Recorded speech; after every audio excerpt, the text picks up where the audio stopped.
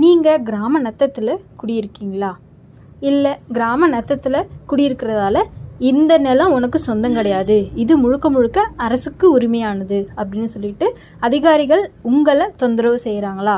இந்த பதிவு உங்களுக்காக தாங்க.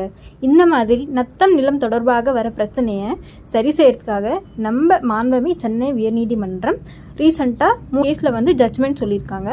அது என்னன்னு சொல்லிட்டு பார்க்கலாம். 1. கிராம நத்தம்ன்றது அரசு நிலம் கிடையாது. 2. நத்தம்ன்றது மக்கள் குடியிருக்க நிலம்.